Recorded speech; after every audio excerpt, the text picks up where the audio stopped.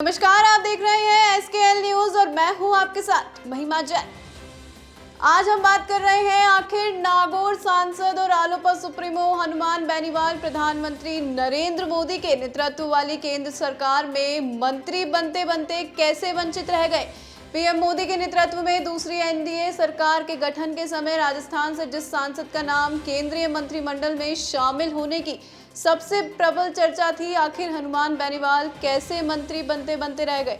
वहीं हनुमान बेनीवाल की बेशाखी के सहारे लोकसभा सांसद का चुनाव जीतने वाले कैलाश चौधरी आखिर हनुमान बेनीवाल पर ही कैसे भारी पड़ गए। सूत्रों के हवाले से पता चला है कि हनुमान बेनीवाल खुद की पार्टी रालोपा के सिंबल पर जीतने के बाद आरएसएस और भाजपा आलाकमान ने गहन मंथन किया और निर्णय लिया कि राष्ट्रीय लोकतांत्रिक पार्टी राजस्थान में तीसरी ताकत के रूप में पांव पसारे। ये ठीक नहीं है, क्योंकि जिस तरह पश्चिमी उत्तर प्रदेश में आरएलडी राजनीतिक दलों के लिए सरदर्द बनी हुई है और जयंत चौधरी के से भाजपा को नुकसान हो रहा है, इसलिए भविष्य में हनुमान बेनीवाल केंद्रीय मंत्री बनकर राजस्थान में अपने पार्टी को विस्तार देते।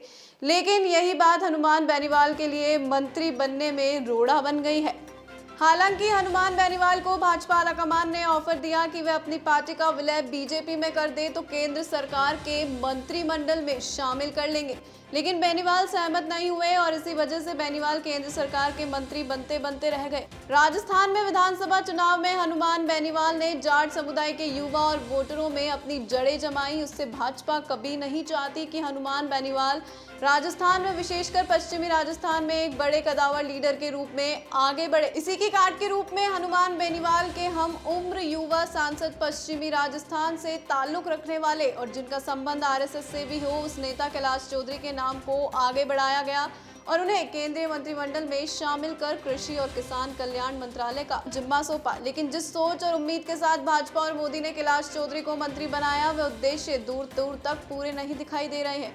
राजस्थान में उत्तर भारत के जाट समुदाय में कैलाश चौधरी अपना कोई वजूद नहीं बना पाए। वहीं हनुमान बेनीवाल ने अपनी फैन फॉलोइंग में जनाधार अभी तक कायम कर रख रखा है। हालांकि बीजेपी आलाकमान ने हनुमान बेनीवाल की काट के तौर पर कैलाश चौधरी को मजबूत करने की खूब कोशिश की, लेकिन वो बीजेपी आलाकमान द्वारा दी गई हर जिम्मेदारी में फेलियर साबित हुए हैं, जिससे बीजेपी आलाकमान भी अब कैलाश चौधरी से जबरदस्त नाराज बताई जा रही है और अब आगामी मंत्रिमंडल विस्तार में केंद्रीय मंत्री कैलाश चौधरी की छुट्टी का मन भाजपा आलाकमान ने बना लिया है।